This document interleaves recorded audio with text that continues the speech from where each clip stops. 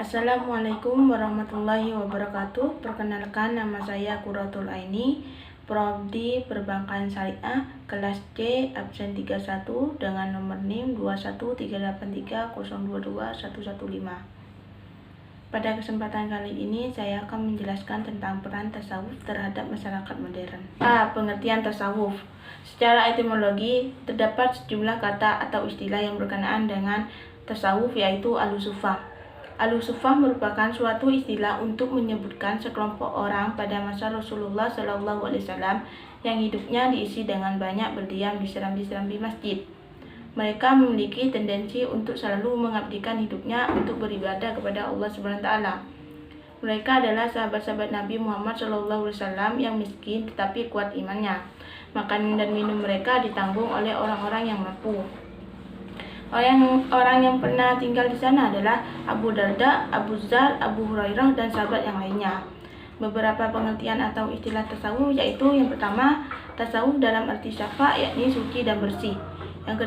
Yang kedua, tasawuf dalam arti syaf, yakni barisan dalam sholat. Yang ketiga, tasawuf dalam arti sofi, yakni kebijaksanaan. Yang keempat, tasawuf dalam arti safana, yaitu merupakan istilah untuk menyebutkan sejenis buah-buahan kecil yang berbulu yang banyak sekali tumbuh di padang pasir di tanah Arab. Dan pakaian kaum sufi itu berbulu seperti buah tersebut. Yang kelima, tasawuf dalam arti suf, yakni kain yang dibuat dari bulu, yaitu wol. Selain arti secara etimologis, tasawuf juga dapat diartikan secara terminologi. Ada beberapa pendapat yang dikemukakan mengenai definisi tasawuf. Salah satunya menurut Labib, yaitu tasawuf dapat juga diartikan mencari jalan untuk memperoleh kecintaan dan kesempurnaan rohani. Selain itu dapat juga diartikan berpindah dari kehidupan biasa menjadi kehidupan sufi yang selalu tekun beribadah, jernih, bersih jiwa dan hatinya, serta ikhlas karena Allah SWT. Tasawuf pada dasarnya merupakan jalan atau cara yang ditempuh oleh seseorang untuk mengetahui tingkah laku nafsu dan sifat-sifat nafsu, baik yang buruk maupun yang terpuji. Karena itu, kedudukan tasawuf dalam Islam diakui sebagai ilmu agama yang berkaitan dengan aspek-aspek moral serta tingkah laku yang merupakan substansi Islam. Mana secara filsafat sufisme itu lahir dari salah satu komponen dasar agama Islam, yaitu iman, Islam, dan ihsan. Kalau iman melahirkan ilmu teologi atau kalam, Islam melahirkan ilmu syariat, maka ihsan melahirkan ilmu akhlak atau tasawuf. B. Masyarakat modern. Secara harfiah, masyarakat modern berarti suatu himpunan orang yang hidup bersama di suatu tempat dengan ikatan-ikatan tertentu yang bersifat mutakhir. Era modern ditandai dengan berbagai macam perubahan dalam masyarakat.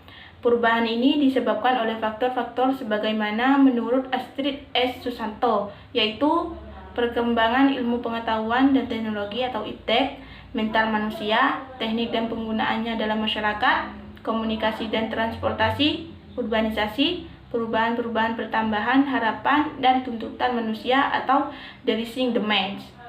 Berikut ciri-ciri masyarakat modern menurut Deliar Nur. Yang pertama, bersifat rasional, yakni lebih mengutamakan pendapat akal pikiran daripada pendapat emosi. Yang kedua, berpikir untuk masa depan yang lebih jauh. Yang ketiga, menghargai waktu. Yang keempat, bersikap terbuka, yakni mau menerima saran, masukan, baik berupa kritik, gagasan, dan perbaikan dari manapun datangnya. Yang kelima, berpikir objektif, yakni melihat segala sesuatu dari sudut fungsi dan kegunaannya bagi masyarakat. Dalam perkembangan di era modern ini, ada juga yang mampu dan tak mampu dalam menghadapi perkembangan ini. Gejala masalah yang akan timbul dalam diri masyarakat modern diantaranya yaitu: A. Disintegrasi ilmu pengetahuan, B. Kepribadian yang terpecah, C. Penyalahgunaan ilmu pengetahuan dan teknologi yang tak mampu diimbangi oleh kalangan tertentu sehingga membuat perkembangan ilmu pengetahuan dan teknologi menjadi salah dalam pemanfaatannya, sehingga menimbulkan efek yang negatif. Dan yang terakhir yaitu D. Stres dan frustasi. C. Manusia modern. Manusia modern begitu sibuk dengan urusan dan pekerjaannya yang begitu menyita waktunya. Manusia modern senantiasa melakukan apa saja untuk bekerja lebih keras dalam menyesuaikan dirinya dengan tren modern. Ia seolah-olah tengah berjuang mati-matian untuk memenuhi keinginannya. Padahal sebenarnya keinginannya itu hanyalah bersifat semu yang melenakan manusia akan arti hidup yang sesungguhnya. D. Modernisasi dan krisis spiritual.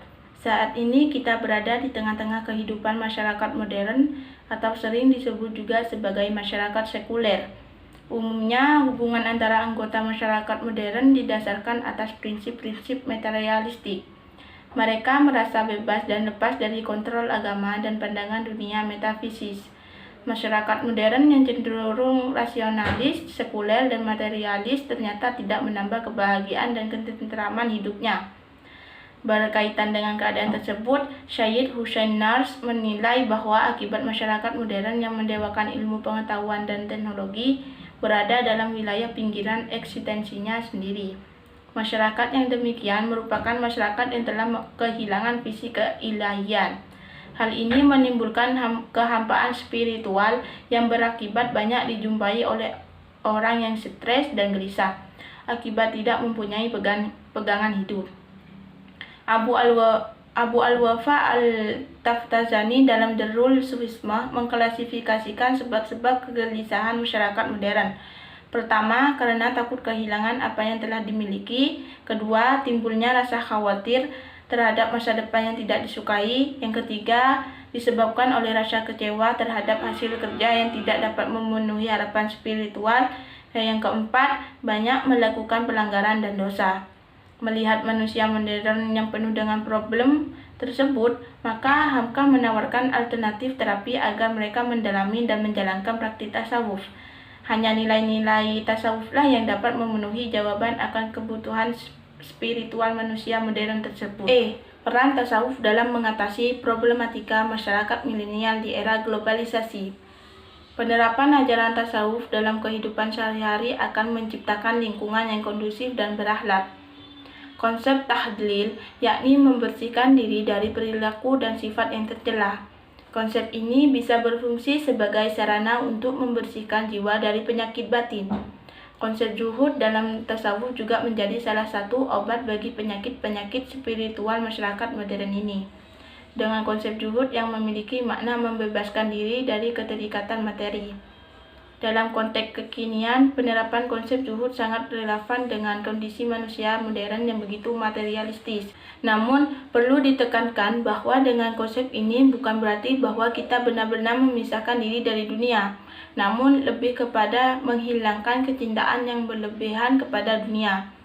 Oleh karena itu, di dalam dunia modern seperti sekarang ini, kita tidak akan mampu menghindari dari kebutuhan tersebut. Namun, yang perlu kita perhatikan adalah bagaimana cara untuk menyeimbangi dunia dan akhirat kita.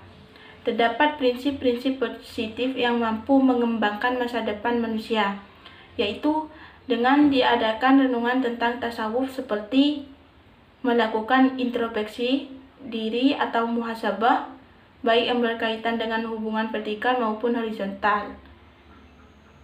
Lalu, pengosongan diri dari sifat-sifat tercela atau takhalli, dan penghiasan diri dengan sifat-sifat mulia atau tahalli. Ajaran-ajaran tasawuf yang seperti ini dapat dijadikan sebagai sumber gerak, sumber kenormatifan, sumber motivasi, dan sumber nilai sebagai acuan hidup. F. Membumikan nilai-nilai tasawuf di tengah-tengah krisis masyarakat modern. Pada akhirnya dapat dikatakan bahwa mengatasi hidup kebendaan di zaman milenium saat ini adalah dengan cara menumbuhkan hidup kerohanian. Manusia yang telah masuk ke dalam hidup kerohanian akan menjadi warok atau tawaduk, sederhana, ta'abbud atau berbakti, zuhud atau tidak terikat oleh kemewahan.